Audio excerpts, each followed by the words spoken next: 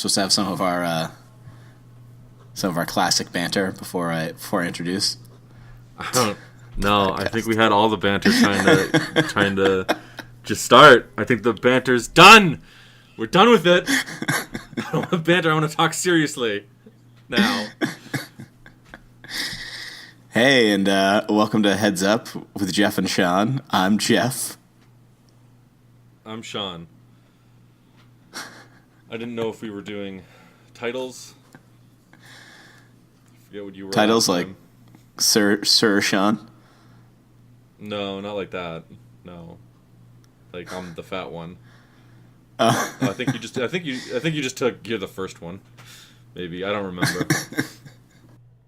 It must not have been very entertaining, so let's drop it. I didn't want to mess you up. I was thinking of switching it up to say with me, Jeff, and then you say with me, Sean, and then if you wanted to say something about yourself, you can say something about yourself now. I mean, I would have messed that up. No, you're right.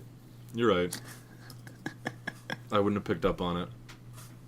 Is that enough of our classic banter, or is that supposed to go before we introduce it? We can put that before and after. Okay, that's magic of editing.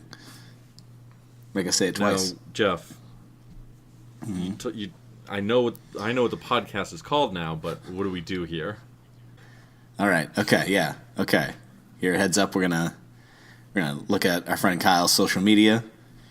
Since I've declared 2017 to be the year of the wizard, I needed more information about wizards. We're watching movies about wizards, so I can learn and see what the wizarding world is all about. Yep. And then we're gonna try some candy. Nailed it. Just you should cut that out and then paste that into every episode, because that nailed it. Yeah, I mean we've already got the start jingle, the end jingle, Kyle's click thing, Brett's Doinker Watch. There's so many little clips going in every time.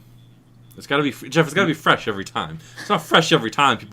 You don't eat an apple and then come back for that same apple core, expecting it to be no. It's got to be fresh.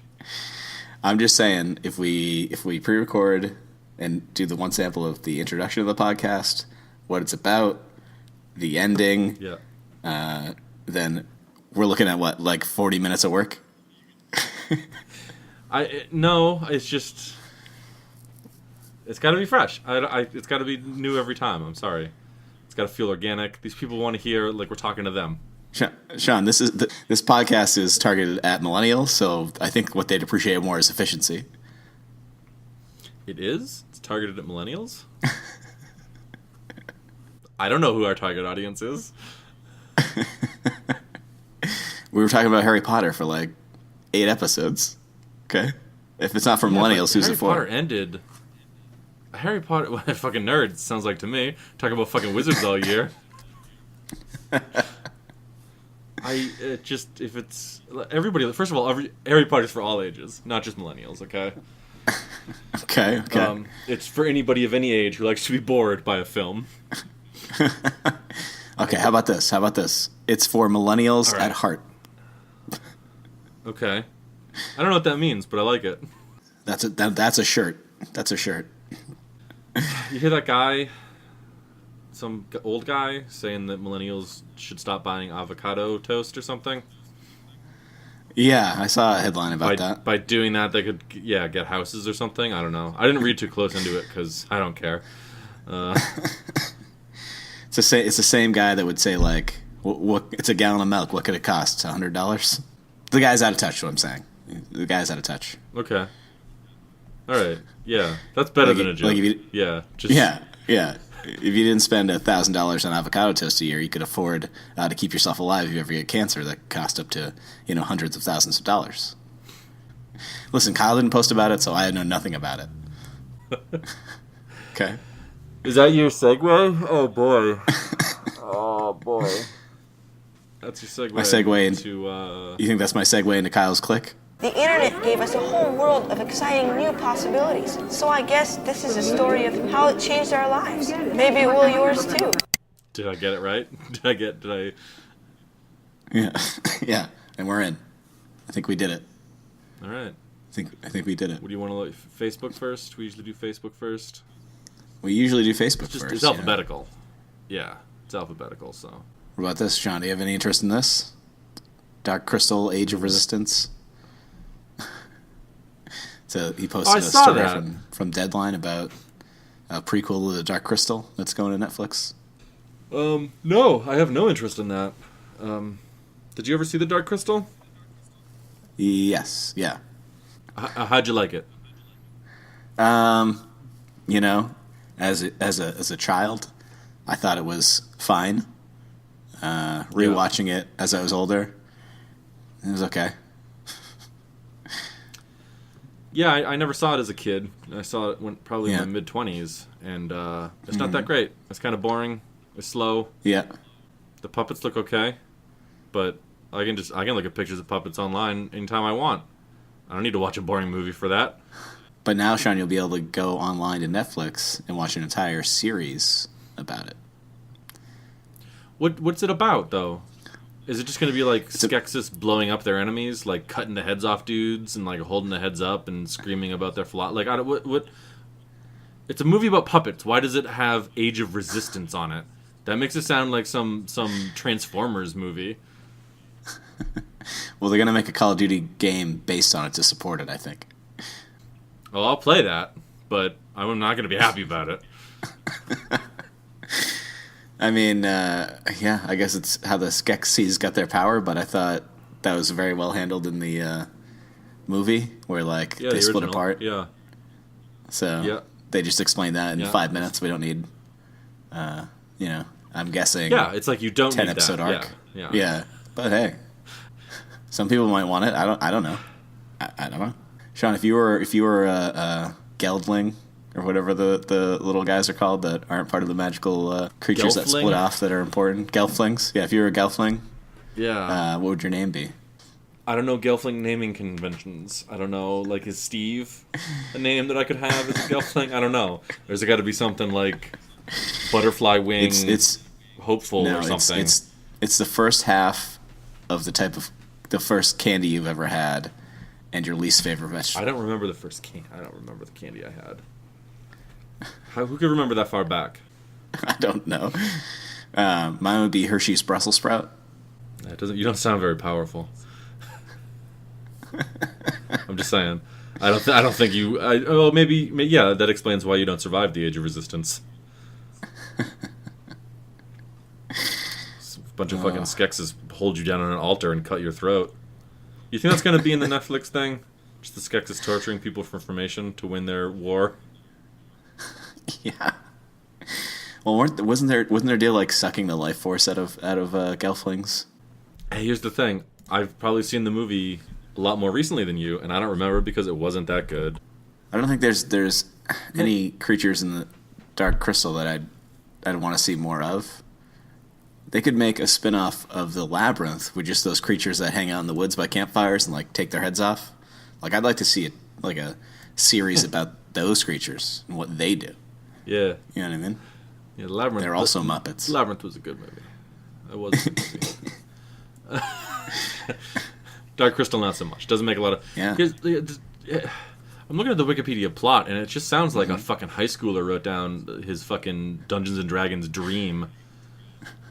Well, it is Wikipedia. Could have been.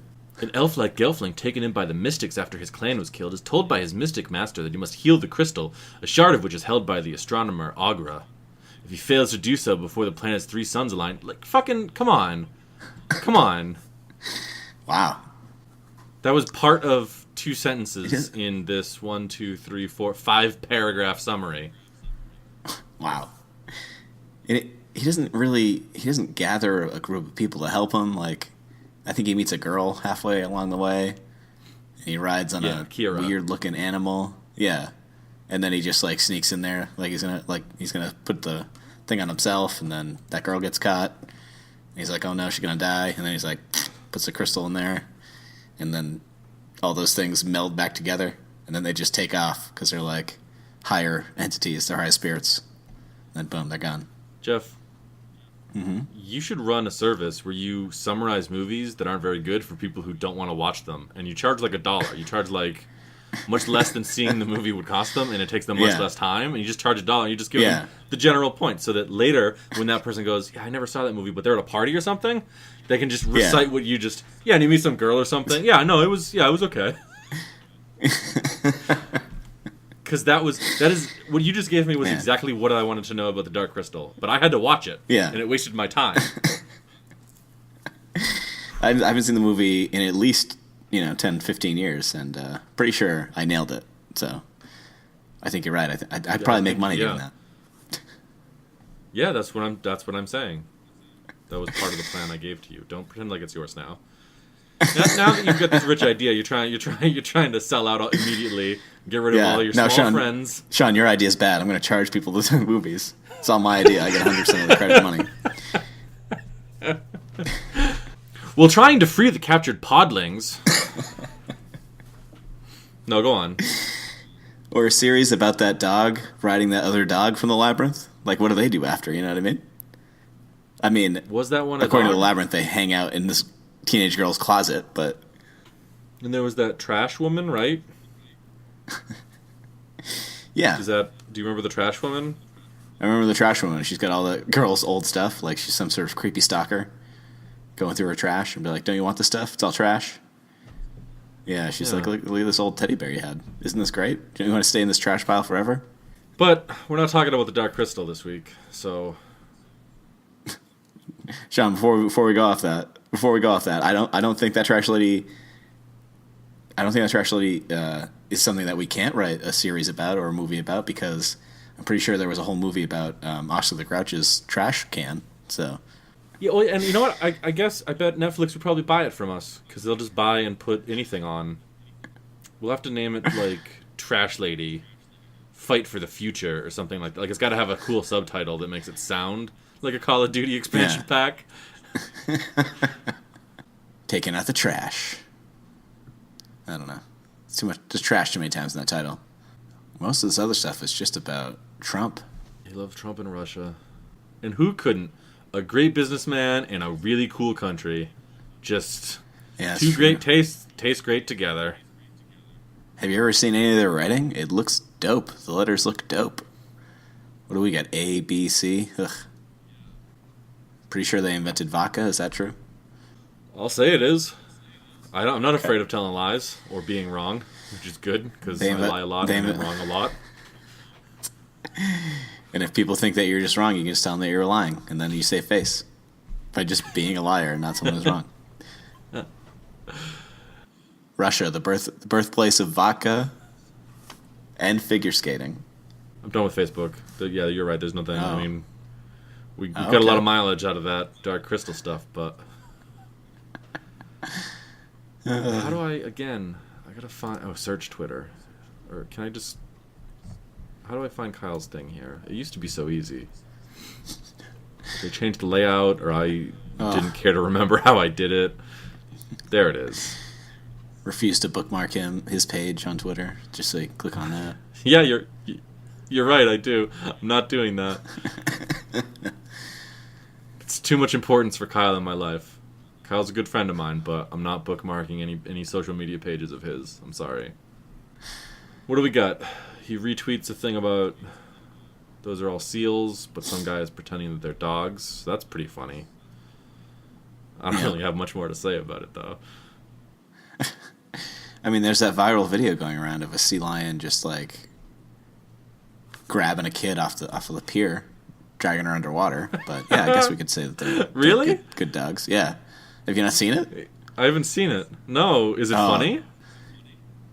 It's as funny as it is terrifying. Yeah, because it's only like a minute long, but like the first like 30 seconds are just boring. They're like, oh, look how cute this thing is, and they're just following it around, and then it like kind of jumps up to get in the little girl's face a little bit, and then it goes back in the water, and like, oh, he likes you, and then she like takes a seat like on the pier, like turns her back to it for half a second, and it just jumps up and grabs her, pulls her underwater. Her dad jumps in and grabs her, but so she's fine. Yeah, the kid's fine. Yeah, but then it's funny. It's fine as long as the person's. All right, all right. See, that's something I'd bookmark. I'd watch that on a rainy day. I'd say, hey, I feel a little blue Yeah. today. You know what would make me feel better? If I watched a large sea mammal, I don't know if they're mammals, but again, I'm not afraid of lying or being wrong. A large sea mammal dragging a screaming child underwater. That might make me laugh. That could be funny. I'd bookmark that. Yeah. So if you like creatures that live in the water, videos, there's also those fidget spinners. A guy puts that on an alligator's nose and spins it as the alligator sits in the water. Does the alligator then grab him and drag him underwater? Because that would be pretty good. No. There's that fear though, because he's very cautious about it. And then he does it, and it's fine. And he doesn't just leave the spinner there. He then grabs the spinner off, because you don't want to get rid of those. Those are hard to come by nowadays. Very popular. Sean, what was the equivalent to a fidget spinner when you were a child? Was it a Tamagotchi? Tamagotchis were for rich kids. Oh, gotcha. I think not being able to pay attention in school in my day was just you learn to pay attention by getting hit, or someone yells at you and you don't know why. I think it was probably just one of those, just like a mild, kind of gentle form of public humiliation and or physical abuse. I was gonna say what are those things? They're on the end of a stick, and you whip it, and then it goes out, and then comes back in. There's a racist name for it, which I will not use. I don't know what you're talking about. What else on Kyle's Twitter? Another Dark Crystal, Age of Resistance thing. Something about people are freezing an unconscious bear. Maybe they tranquilized the bear and he fell into that ice. You know what I mean? Picture without context is not very good at all. Okay. It looks like the bear was drunk at a motel and went to the ice machine to get way too much ice because he's drunk and passed out in the hallway. And then the cops showed up, because they always do. Maybe it's a polar bear and it was too hot because of where it's at. And they're trying to cool it back down to get its coat all nice and white again. Do you think bear fur is heat activated? If they're cold, they're white? Because that's not... I really don't think that's how it works. It's a lot like those coffee mugs that change color when you add hot water to them. You know what I mean? Oh, is that where the coffee mug company got the idea? They saw a bear changing color like a chameleon when it got colder? Yeah, that's how you can tell if a bear's too hot. You can get it cold down or chilled down or whatever. All right. All bears are polar bears. Okay, I'm saying. They're just... Well, see, that's why I'm going to ask this next question. I've seen a lot about polar bears losing their natural habitats, and polar bears are going to die out. What you're telling me is that no, that's not true. Is that all bears are polar bears, so we just need to move polar bears to where it's cold so that they'll be white. No, I mean I'm saying that their lifespan's probably shortened by not being at the right temperature. That's why they have that index on their fur, so you can tell what the right temperature to keep a bear at is. You know what I mean? Okay. They're still in danger. Here, let me make it really clear. I do not know what you mean at all. I thought you were gonna say they get really clear if it gets too cold. I don't know if they get clear, but I don't. No, I'm pretty sure they don't. I'm pretty sure that's right, Sean. Pretty sure they. What's your excuse for them putting this bear on ice then, huh? Maybe they wanted to, just to see what would happen. That's what science is. Sean, do you think keeping the bear cold will make the tranquilizer last longer? Is that why? Slowing down the blood? I don't know. I don't know anything about bears or tranquilizers or really ice when it comes down to it. Yeah. How does liquid get hard? That doesn't make any sense to me. Same way anyone else does. That's disgusting. Some of the comment. Have you seen some of the comments on this picture? Someone goes, "Wow, very interesting, beautiful bear." Not really. As far as bears go, right? It's probably a 6 out of 10, right? Yeah, I mean, this bear is not exactly like modeling. He's not he's an average bear. Yeah, wouldn't get my water hard, if you know what I mean. And I do, and it's disgusting. And to be honest, I bet even though this bear looks like an average bear, I bet he's not as smart or smarter than the average bear, because he got tranquilized and then they put ice bags on him Presumably just to take pictures to make fun of him because he looks like really stupid. You think they had to trank him because he was stealing picnic baskets and a pork pie hat? We don't know because there's no link to a story here, or even a pleasing cartoon that might illuminate what's going on. Yeah, just a beautiful bear. It's like, I don't know. You can't just see something lumped over a bag of ice with its tongue out, just like stoned, tranquilized, and go, wow, what a beautiful creature. You know? Yeah, he's got... All right, Jeff, update. I've examined this picture more closely since... Yes. There's nothing else going on in Kyle's Twitter. Also, do you see where they got this ice for this bear? Demola's market basket. Some good old New England ice right there. Keeping bears chill since 1948. Ice cold enough for a bear. That's how Market Basket sells it. Cold enough for a bear, but made for a human. You know what? I'm going to do it this time. Yeah. I'm closing Twitter. We're done. Wizard of Oz, no transitions. We do that at the candy segment. You're all over the place. It's just embarrassing. It's just embarrassing. Well, he's going to overuse it.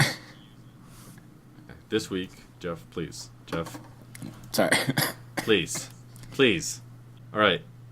What did we watch this week? This time, this ep. Oh, you're asking me? I'm asking you. What did you watch? Oh. We watched different movies. We're just going to individually talk about them. I watched The Dark Crystal. I mean, I don't know about you. No. Let's talk about it. What did we watch? What did we watch, though? What did we watch? The Wizard of Oz. Jeff, what did we watch? Thank you. Classic film, The Wizard of Oz. 1930-something? 37, 38?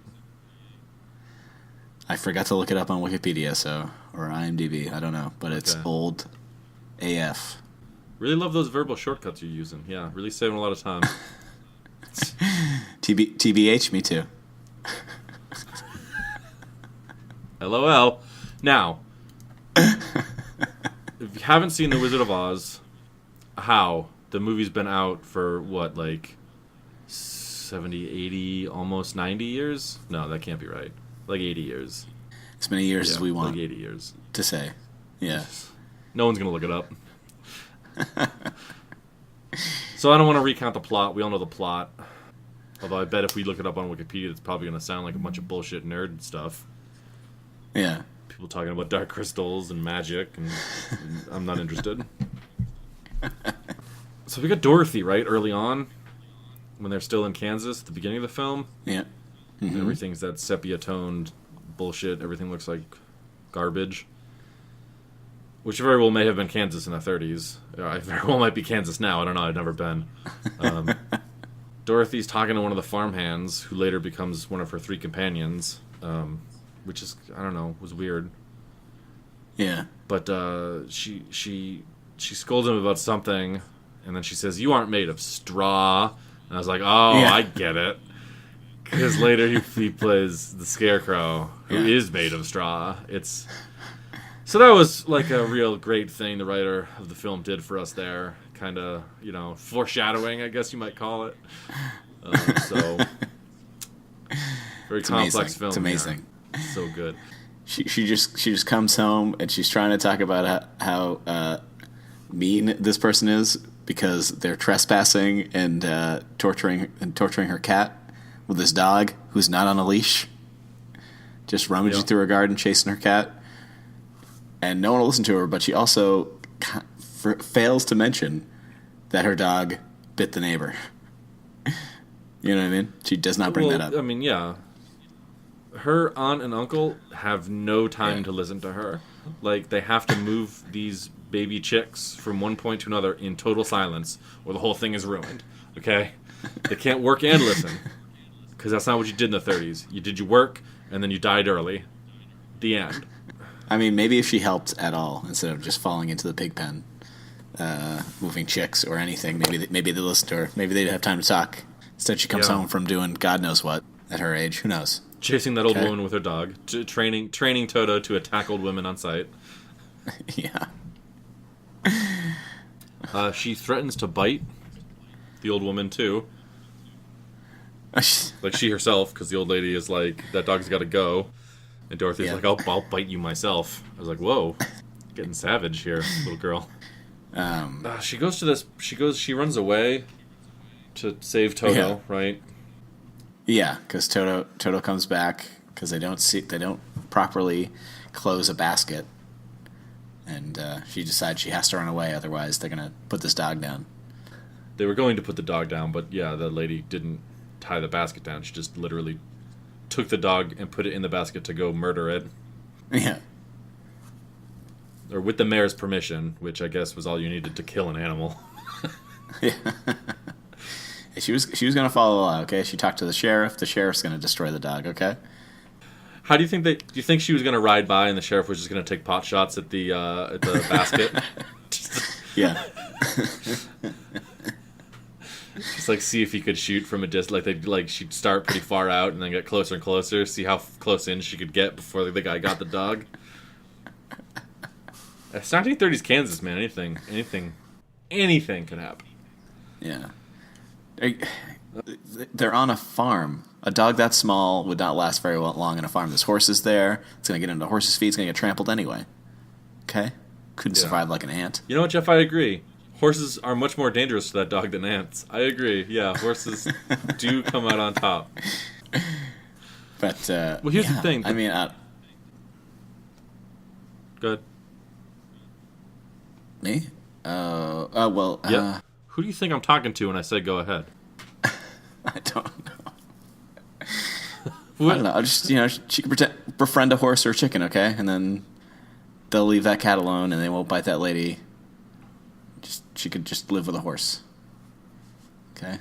Who needs that dog? I don't know why it was portrayed as though the lady who becomes the witch, Mrs. Gulch or something. Yeah. I don't know why she's portrayed as in the wrong here, because she's like, I would like this dog to stop eating all of my plants in the garden and then biting me when I try to stop it. And, they could train the dog at all. Toto apparently does nothing on the farm. He's like a decorative purse animal for Dorothy. Yeah. Yeah. It can't herd animals or pull carts. Oh, you know what? It does have a function. By destroying Mrs. Gulch's garden, it's keeping competition low. She now has to buy food from them. Okay, so that's what it is. The dog and Dorothy go roaming to other farmers and they rip up their plants. That's pretty clever. And Dorothy knows that if Toto is destroyed, her aunt and uncle will have no more use for her, and she'll probably be put down too. So 1930s Kansas, man. It's dark. It's dark. It's Dust Bowl. It's dark out there. Yeah, I mean, other than terrorizing the neighbors, what is the point of Dorothy and this dog? You know what I mean? She didn't have any school books with her, so she wasn't coming from school. She's literally out there just to sabotage neighbors. Yeah. So she goes to run away with Toto when Toto comes back, and she finds some hobo itinerant with a carriage, Professor Marvel. Did you see when she's leaving his place? There's a human skull above his door. Well, you could do that back in the 30s because it made you look mysterious, and people could never pinpoint murders on you because they didn't have DNA evidence. That scene reminded me a lot of Back to the Future when Marty goes to see 1960s Doc Brown, and he's got that thing on his head. He's like, "Why are you here? Don't tell me." And he puts something on his head, and he just kills like one thing after another. Clearly, the thing doesn't work. And he's just like, I got you. This guy, clearly a swindler, wants and a to murderer. predict your future. So, and a murderer? Is that what you said? Yeah, Professor Marvel is definitely a murderer. He has a human skull above the exit to his cart. Like, he didn't find that somewhere. He killed a guy for it. Yeah. I accept no other explanations. You don't spend your life in the 30s living in a cart, being pulled by horse town to town if you're not leaving bodies behind. I guess. Right? I didn't know that. If you weren't out killing and tricking people, you'd just buy land and set up shop. I think you just set up shop. I don't think you have to own the land. There's no law that lets you own... In the 30s? Yeah, in the territories? Yeah.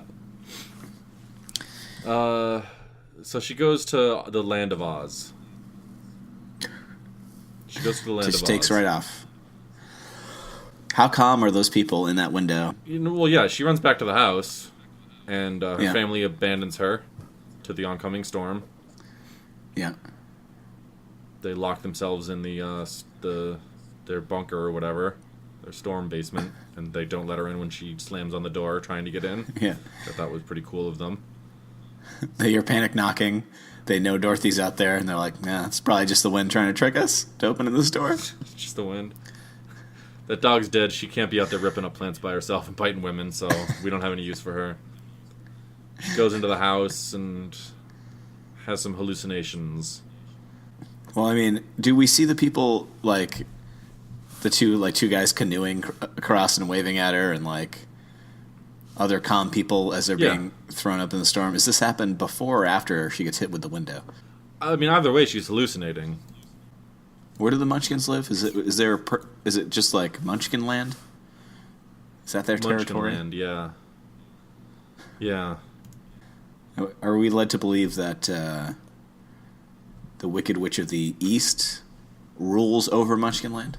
Yeah. Well, she ruled it before Dorothy's house crushed her to death. Yeah. Which everyone is thrilled about, but yeah. So the Wicked Witch of the West runs that land where that castle is with those monkeys and those green guys. The Wizard of Oz runs Emerald City. I mean, these are like intense people. yeah. Do you ever see where Gilda, Glinda the Good Witch? Ever see what territory she runs? No, see, I don't think she runs one. That's why she shows up so quick when the Wicked Witch of the East dies. She's looking to take over Munchkin land. Ah, I see.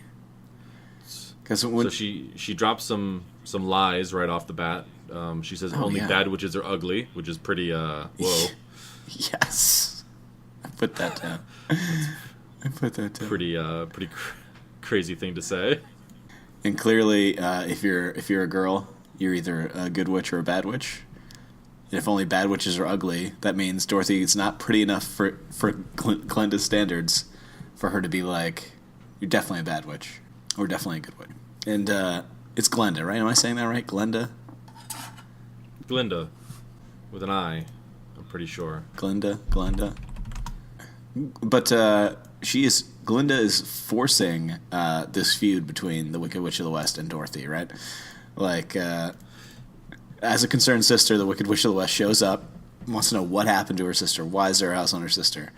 And then Glinda's like, oh, don't forget your sister's personal belongings. And she's like, oh my God, you're right. And then she like disappears the shoes and then puts them on Dorothy. And is like, well, they're Dorothy's now, so fuck you. She does flip out, but what does she do? She just leaves, okay? She can tell she's not welcome there. Glinda says she has no power there, which where does the Wicked Witch have power then? If it was run by the Wicked Witch of the East, why can't she have any power there? Well, that's just I think the Wicked Witch of the West left because she didn't want to destroy Munchkin Land with a witch battle between herself and Glinda. I think she did it to spare those people. Yeah. See, I think Dorothy's house drops and kills this witch in the middle of like a very delicate political situation. Yeah. And I think Glinda moves in to take over. The Munchkins also move immediately to consolidate power. But before Dorothy really has a chance to think, they make her an honored member of their socio-political faction, which is apparently some sort of joint union between the Lullaby League and the Lollipop Guild, which appear to be gendered. Yeah. It's divided along gendered lines, but I don't know a lot about Munchkins. And I think they do this so that they can get some of the credit for the death of the Wicked Witch of the East. And then they also say that they give her a bust in their Hall of Fame for murdering their former leader, which is kind of not cool. Yeah, they were hiding for just enough time after Dorothy killed the Wicked Witch of the East to appoint someone the mayor. You know what I mean? They had to move quick. Once they saw this power vacuum, here's the thing: they didn't move quick enough because Glinda shows up, right? Yeah. They're going to labor under another witch. This one's a quote-unquote good witch because she's not ugly, but I don't think personal appearance has a lot to do with how they rule, so I don't think the Munchkins are in for a great time. I mean, Glinda sees, of course, that the Wicked Witch of the West wants those magic shoes. Yeah. I mean, Glinda wants to rule Munchkin Land, I'm assuming, which is why she shows up so quick. She's probably monitoring. So she gets the shoes out of Munchkin Land as fast as possible by, boom, putting them on Dorothy and then going, oh, you gotta go. You want to get home? Well, she makes a very very big threat to her by she forces the Wicked Witch of the West to dislike Dorothy, be mad at Dorothy, and she goes, I'm afraid you've made a very bad enemy. The sooner you get out of Oz, the safer you'll sleep. Like, hey, thanks. Yeah. I know you wanted to get out of Kansas. You're in this magical world now, but you're not safe. You better sleep with one eye open until you get the fuck out of here. Yeah. Wow, I wouldn't want to be in your shoes. I mean, her shoes. You really pissed that lady off. Don't ever take those shoes off. I know it's a movie and they had to do a whole musical scene, but you literally don't have to start at the beginning of the Yellow Brick Road, like right in that little where it spins off into a little point. You literally could have started, over in the corner where it's starting to go, because that's a waste of time. She has to gather her party before venturing forth. No one from Munchkin Land agrees to go with her to like show her where to go, Well, they just spent God knows how long laboring under the Wicked Witch of the East, who is dead now. Now they gotta try to win rights and probably form a parliament to limit the power that Glinda's gonna exercise over them. So I'm just saying, not one person, not one member of one guild or a league could take a stab at it.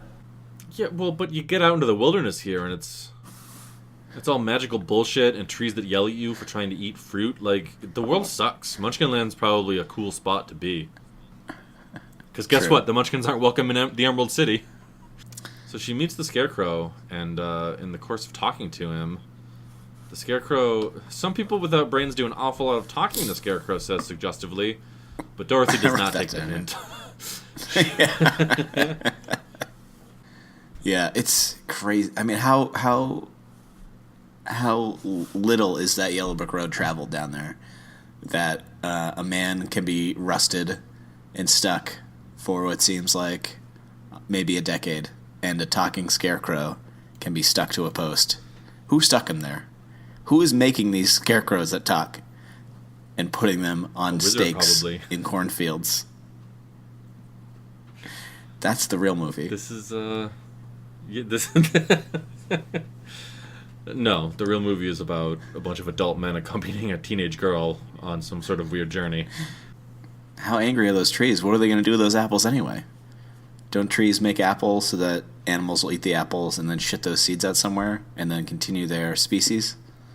I guess. I don't even know that that's how talking trees work. Well, I mean, I assume so. They're not afraid to pull off their own apples and throw them at people.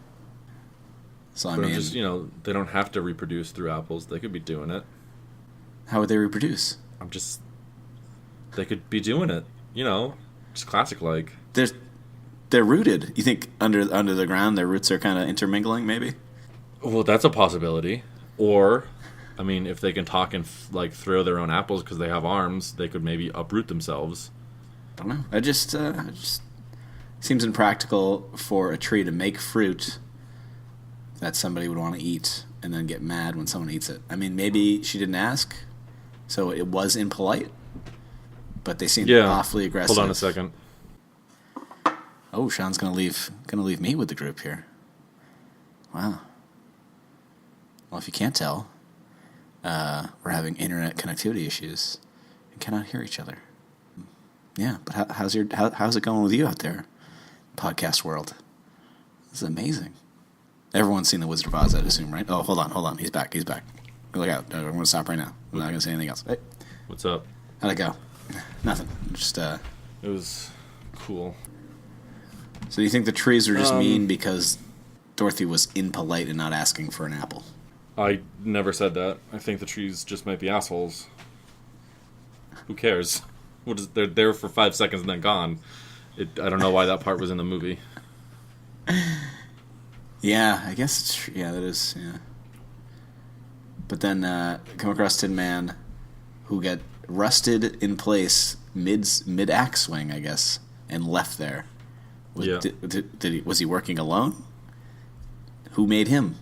Weren't they looking for him? I can't hear you. Who made him? Who made him? Why weren't they looking for him? I don't know. Probably another wizard who just made a dude and said, that was pretty cool, and then went home. Oh, damn. Oh, you think all these people are being made by wizards? Well, how else do you think living Tin Men get made? Yeah, I guess that makes sense. Or the witches. The witches could be doing it for no reason. Yeah, they're pretty confident. They're unsure if the wizard can help them. If they can help Dorothy get home or get a brain, but they figured, well, it's worth the chance to go. They do not impart that to the Tin Man. They're like, oh yeah, he'll definitely give you a heart. Like, don't even worry about it. Don't even trip, dog. He's going to give you a heart. Yeah. And then Yeah. just trick him into following him. Because apparently he's the one without a brain, because he's dumb.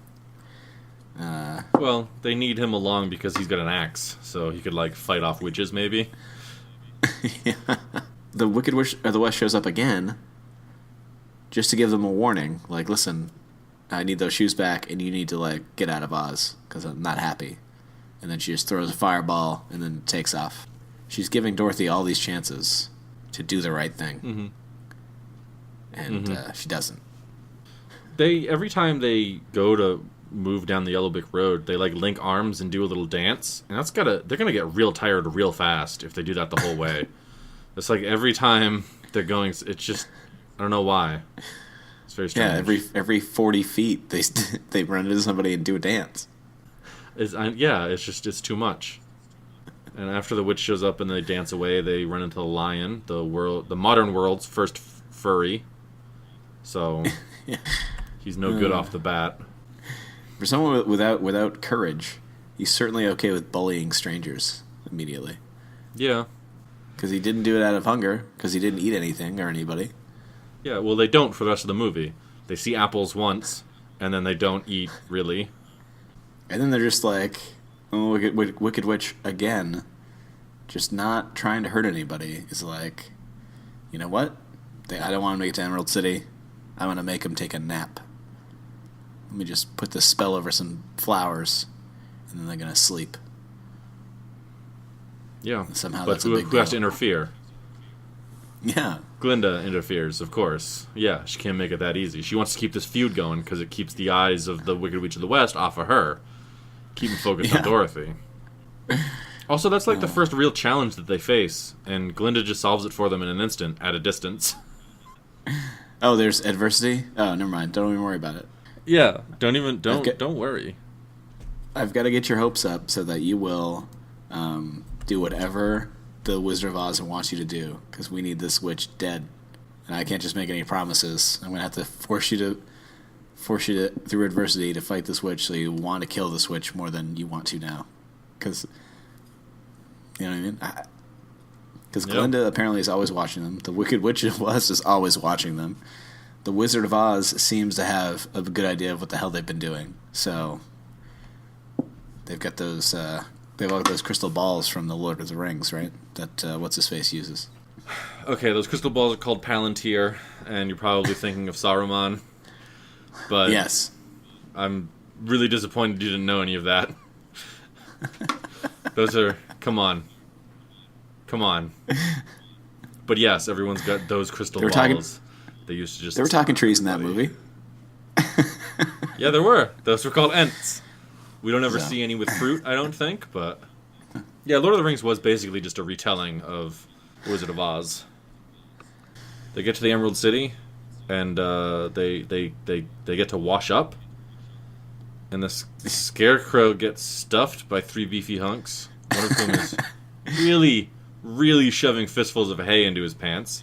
The dude is like, sometimes he gets up to his elbow. It's crazy to see. Really, Tin aggressive. Man. Yeah. He gets an oil rub down by 2 strapping young lads. And they polish his backside with a giant polish wheel. I've never seen anything like that before. It was pretty crazy. And Dorothy and the Lion don't get the happy ending. They just get haircuts. Yeah, haircuts and manicures. Yeah.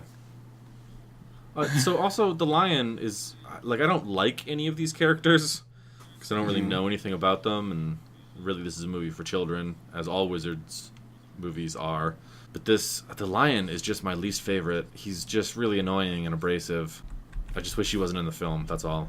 You didn't like his sarcasm or his jokes? No, I don't remember him telling any jokes. But I guess just because I don't laugh, that doesn't mean it's not a joke. So least favorite character, the Cowardly Lion. Who's your favorite character? I don't have one. Maybe the trees, because they know when to get out. They show up for 5 minutes and they're gone. Mine would be the main flying monkey, because he always just, and then minds his business. Then they argue with a guy about seeing the wizard, even though that's why that guy let them in. So then, but by the power of teenage girl tears, he is moved to let them see the wizard. Yeah, well, but before that, there's an incredibly long song by the lion for no reason, where he just does little song and dance for like 5 minutes. It took so long. It was such a waste of my time. He's excited to be there. He's gonna get some courage. Well, he's excited. Yeah, he should get some talent. What do they have to go do first? They have to get the witch's broomstick.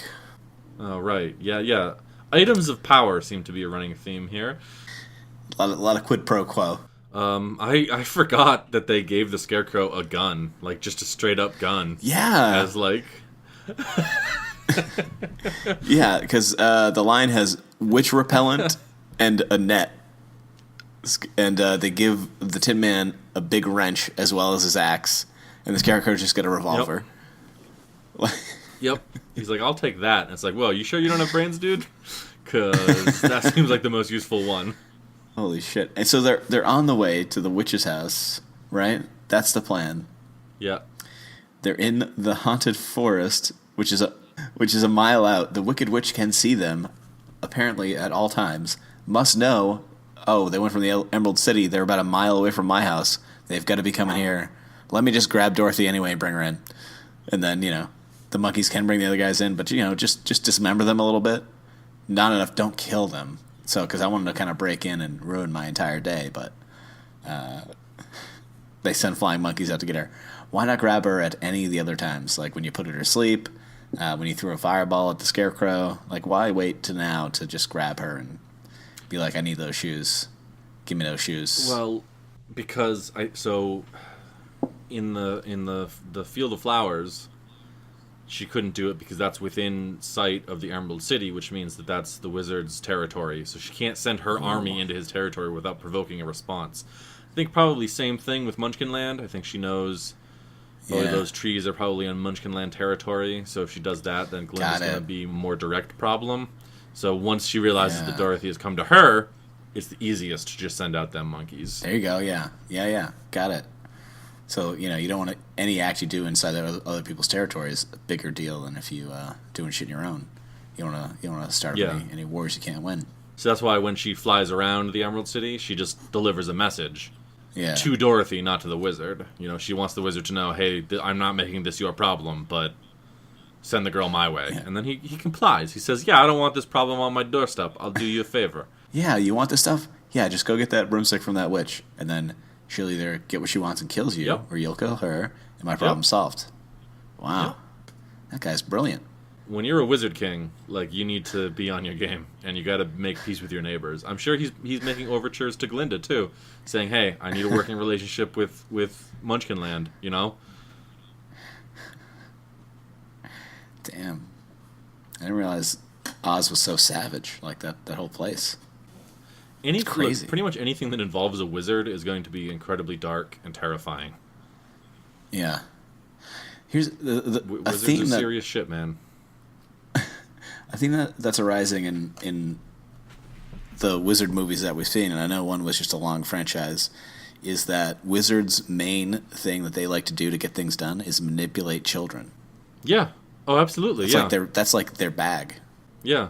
Damn. Number one tool is manipulation. I mean, so if you were a witch, whose one weakness appeared to be water, would you leave buckets of standing water around and set things on fire? I don't know. I imagine after living for quite a long time in this world, I might have a powerful death urge. Maybe I want to tempt it just to feel excitement for once. Yeah. I mean, it seemed like none of the people that worked for her were really big fans of her anyway. And, they had access to that bucket of water for, like, years, but no one had the guts to do it, you know? Yeah, I mean, they could all be, like, cursed, right? Laboring True. under powerful curses. True. They're not allowed to touch water themselves. They can't pick up any water. They can't look at her when they've got water or something. I don't know. There's a lot of curses she could have laid down. Take care of this. Why do you think she gave Dorothy an hour in that hourglass to act before she killed her? Like, when this is out, you're dead. I'm gonna go do some stuff. Well, see, I think that's magic again. I think that she's got to go prepare the ritual. You gotta think like a witch, Jeff.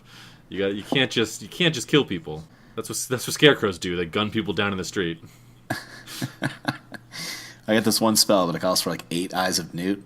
I've only got like 3 in the pantry, so I'll be back. Well, remember though, in Munchkinland, when Glinda is taunting her, she says the shoes are on Dorothy's feet, and there they'll stay. I think Glinda was like, she cursed Dorothy to be like, you're gonna wear this dead witch's shoes until you're not my problem anymore. So I think the witch was probably going to try to find a way to get the shoes off. You know, she had to go do some research, put some spells together, conduct the ritual. Yeah, she had to uncurse Dorothy to get those shoes off. Yeah. She's like, I can solve a curse, and, my personal best is, an hour? So let me turn this glass over. Also, yeah, so the monkeys steal Dorothy away, but the scene right after that, where they're putting the Scarecrow back together, that made me realize the horror of being the Scarecrow. Because he can be torn apart but not die. Yeah. Which means that he needs the hay to move, but not necessarily to live. So he's just like kind of doomed to live forever, watching all of his friends age and pass away. The lion is going to age and die. Dorothy definitely is, probably pretty soon when she gets back to Kansas. She suffered a pretty serious head wound in 1930s Kansas, and they don't take her to a doctor. And so I think the wizard was doing a small kindness by giving the Scarecrow the gun, because I think that gun was to put in his own mouth. Say, here you go, Scarecrow. Finally, some release. You get to shoot yourself in the head, Scarecrow, and you can just be gone. Just done. Yeah, because how long was he a Scarecrow in that field for? Could have been centuries. It could have been centuries. Just restuff him. We have no idea. We see Toto the dog is very adept at rock climbing. He makes it down from the castle and then leads everyone back up. I think Toto was going back for the gun, though, not for Dorothy's companions. Toto saw that the Scarecrow had a gun, and he went, oh man, I gotta deal with this witch. Better go get that gun. Yeah. Yeah, damn. What do you think the wizard's gonna do with this witch's broomstick? My guess is nothing, right? His only ploy was to have them confront the witch. Keep it from her, just so she can't have it. Because he clearly doesn't have any magical powers. Maybe he's just not a fan of skywriting. Unless you count doing hot air ballooning professionally for like a carnival, and yet not knowing that, just stop pumping hot air into it and then land back down so you can get Dorothy back to Kansas. Yeah. He literally says, I don't know how this thing works. I mean, maybe it's been a long time. I think the basic principles of it should be the same. He's ruling over that entire kingdom, but the speech he makes, like, oh, until I return, if I ever return, the Scarecrow's in charge. Like, what was holding him there? Well, like, he clearly doesn't want to be there. He just wanted to make sure that when he left, his place was ruled by 3 monsters. Here's a man made out of hay. Damn. Here's a man made out of tin. Here's a talking lion. They run your lives now. Enjoy that, you sons of bitches. I'm out. And then he flies away. He gives them gifts, right? They all get gifts. Yeah, he does. He distributes. Oh yeah. He comes back and badge, he's like, the badge, courage. He doesn't want to give them anything because he doesn't have the power to. They find out he's a fraud, and then he's like, you know what? You're so smart. You're so smart anyway. Here's a diploma that clearly is going to be legitimate. because I rule this territory. So now you have a diploma. Pretty sarcastic, though. Here's a diploma, smart guy. Yeah, you're a smart really guy. the doctorate. Thanks, Doc. And I just need some clarification because I wasn't sure. It looks like he gives the Tin Man a heart-shaped clock on a string of teeth. What is... Yeah, it definitely looked like teeth. What is going on there? Yeah. Jesus. He's always like, you guys don't need this stuff. Like, you've already got it. Also, I can't give it to you, so here's some shit that I kept in a bag for years. You like clocks, right? Let me get rid of some of this garbage I had. Yeah. Here's a novelty badge I have. This is courage. That'll help, right? There you go. He's like, you've got courage. Yeah, you're now the general of my army, the Emerald City Army. I was gonna say, who shows up as soon as she learns that there's going to be another power vacuum when the wizard is leaving Emerald City?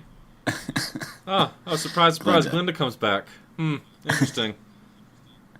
I'm sure she's actually coming back from the Wicked Witch of the West's castle, asserting power there. Yeah. So now she owns 3 territories. Man, she's gonna be the most powerful person there. It's crazy. She knows what she's doing. Just floating around in that bubble. You had the power to leave the entire time. You just had to learn this one lesson. I could have told you this right away, but I didn't want to. So yeah, but she plays it smart, and she gets three people knocked out of power with Dorothy. You know, she gets Munchkin Land, Emerald City, and the Wicked Witch of the West's territory. And I think that's why the wizard is leaving and refuses to slow down even for a second, because he sees that Glinda has gotten this child to murder 2 witches, and he's like, fuck it, I'm out. You can have the Emerald City. I'm out. See you later. Damn. Pure self-preservation. Yeah. Yeah. So then Dorothy's back in Kansas, and like I said, she has a head injury that they thought was going to kill her. Yeah. And she lives in 1930s Kansas, and they don't bring her to a hospital. So she's definitely going to die from lack of proper medical care. Or if she lives, probably going to suffer from just debilitating side effects years down the line. Yeah, she wasn't contributing much to the farm in the first place, so, you know. They're probably going to marry her off for more land anyway. On top of that, though, yeah, she brought Toto back. And unless, Mrs. Gulch is actually dead... nothing has changed. She's going to come back. Yeah, nothing has changed. She's going to come back. She's going to take Toto. The sheriff's going to kill Toto. Yeah. Yeah. The end. Like, that dog is dead as hell.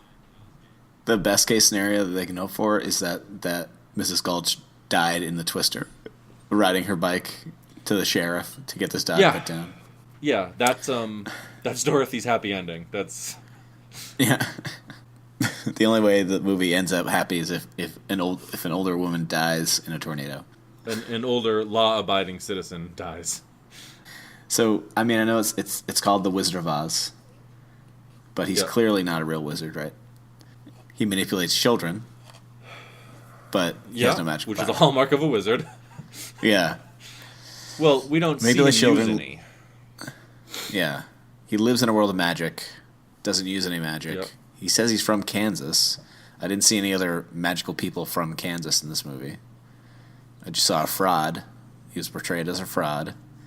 And then he played the wizard in Dorothy's head injury dream. Yeah, but I mean, think of it this way. Like, rule number 1 for wizards is manipulation, right? We're that's coming together. We're seeing that in Wizard Year here.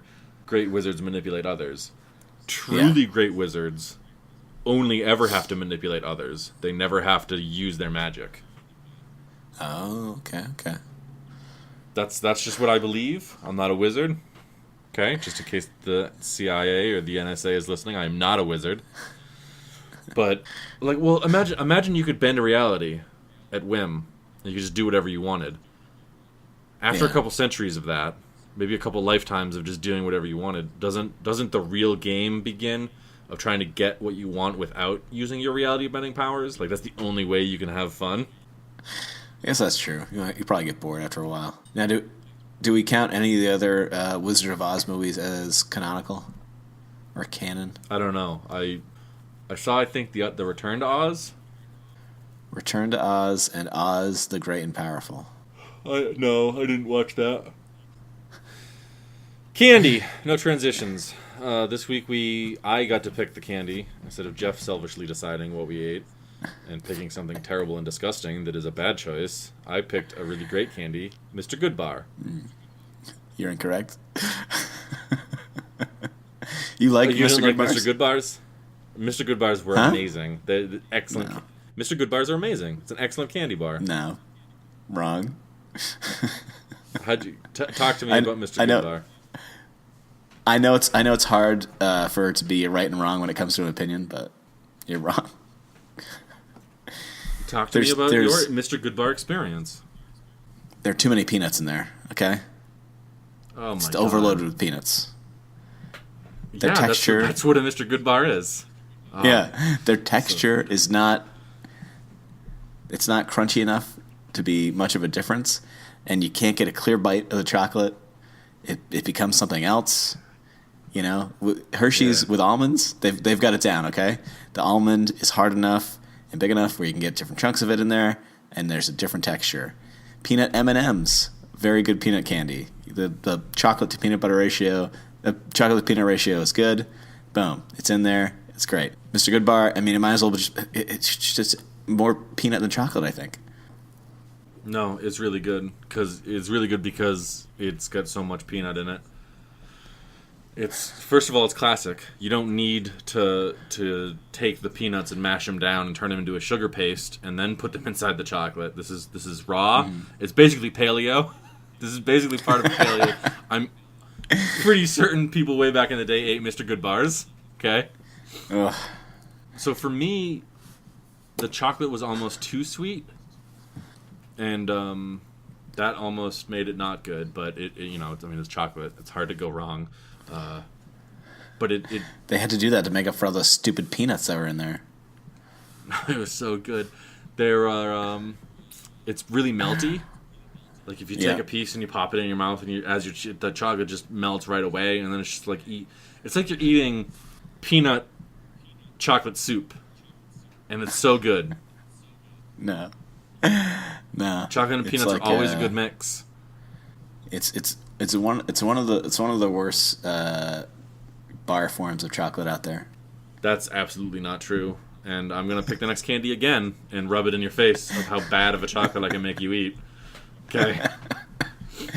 That's what you were doing with this toffee bullshit. Don't even pretend you weren't. It was awful. That's not true. I enjoyed everything except for the stuff that you chose. No, it was okay. No, it was bad. Do not turn the candy segment into a contest of who can force each other to eat bad candy. I don't want that either. I'm just saying that Mr. Goodbars a lot of fighting words. They're like a C minus in the frame of chocolate candy bars. Like no, they're like an A minus. They're just below average. It's not something you expect from when you want to get a piece of chocolate. It's just too many peanuts in there. They must call it a peanut bar, and they've already got those better, and those are paydays. You're like the candy version of an insufferable art house asshole. Is your problem that it was too formal, I guess? Did you hate calling him Mr. Goodbar? You wanted to know what his first name is? Well, that's the thing too. That's the thing, right? They give it a gender, right? They could have just as easily, just as the Peppers did, give him a fake candy doctorate, and he could have been Dr. Goodbar. Okay? But no, he's got to shove it in my face that he's a guy, and he's shoving his nuts in my mouth, and I'm supposed to sit back and enjoy it? I don't think so. There it is. That's what I thought. Yeah. It's not a dislike of candy. It's homophobia. Yeah, there you go. Yeah. I ain't got no man to get his nuts in my mouth. Yeah. What I thought it was is that you hated calling him Mr. Goodbar because you preferred zany, childish names like Twizzler. like a cool '90s guy would call himself, "Hey man, I'm Twizzler. Oh, radical." And then there's Mr. Goodbar on the side, like, "Oh my, how inappropriate." Yeah. It's a candy bar. We don't need to fancy it up, okay? I just wanted on the record that you think Mr. Goodbar is a fancy candy bar. Here's the thing. They were so not confident that this candy was going to be good that they had to tell you in its name, trust us, it's good. It's a Mr. Goodbar. It's going to be good. They're just trying to, like, put it in your head that it's good, and it's not. It's not. It is. It's average at best. I like the bright yellow packaging. That makes it pop, you know? Yeah, yeah. They had to do something to stand out because they couldn't rely on taste or texture. Or fun names. I think it's a step above. It really is. It's a step above all the other candy. Step above what? No. It's several steps above Twizzlers and Swedish fish Oreos and some of the other garbage we've had to eat, like those. What was it? A Heath bar and a Score bar. I would rather eat a Score bar than a Mr. Goodbar. It's your weird sex obsession. Because you want to score. You want to score. You don't want some dude's nuts in your face. It's your weird... No. It's 2017, okay? All right? We don't need gender pronouns for our candy, okay? How long did the Army pay them to make Mr. Goodbars? That's what I'm looking for, yeah. Whoa! Mr. Goodbar, older than the movie we just watched. Introduced in 1925. Jeff, you should make candy bars because, let's see. What? Milton Hershey initially, I'm just reading from Wikipedia, which I know is the best kind of radio. Milton Hershey initially did not want the Hershey brand name associated with a chocolate bar that contained peanuts. Thank you. Oh, shit. And that's Milton Hershey, and his last name is on candy bars now. So there could be a Mr. Boudreaux bar. You just gotta find it. You gotta find your niche and just get in there. By the Chocolate Sales Corporation? Damn. The formula was modified in 95 to add more peanuts. I can't believe that you like Mr. Goodbar. Don't you hate nuts in candy? I hate almonds in candy. I hate cashews in candy. Yeah. I hate a third kind of nuts in candy. Player's choice. But I like peanuts. I like peanuts and chocolate. That's a really good combination. You can't go wrong with it. Well, you can go wrong with it, and they did. They didn't. In 1929, or wherever this was. 1908? Damn. Wait, in 1925, yeah. They did go wrong with it in 1925. They made up for it whenever Reese's Peanut Butter Cups came out. But they fucked up. Did you think I couldn't read correctly from Wikipedia? Of course it's 1925. I saw the 1908. That's for a different candy bar. No, I couldn't remember, and I looked real quickly, all right? Unbelievable. Yeah. Okay.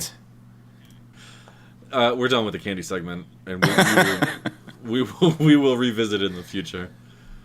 So where would you put? I just think that I just don't think that you should mix foods like that. You know what I mean? I would put it above. I'd still put it above Necco wafers because I like chocolate better than chalk. Of course. Yeah. But I think it's right above there for me. Wafers.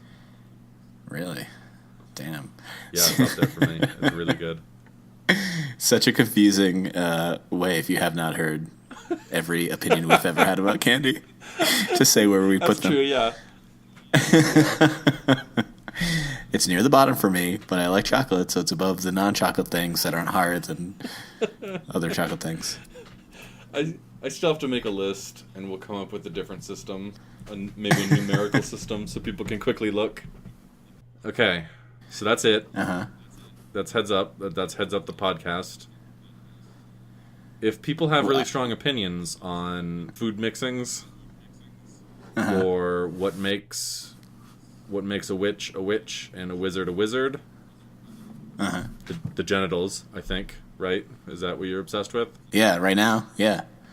They can email us at headsuppod@gmail.com. Is that correct? Headsuppod@gmail.com, yeah. Yeah. It's a good idea to repeat it, yeah, because I might be cutting it. And also I didn't hear you, so I couldn't tell you it was correct or not. Yeah, it's good. No, it's good. Yeah. Twitter, we have a Twitter handle.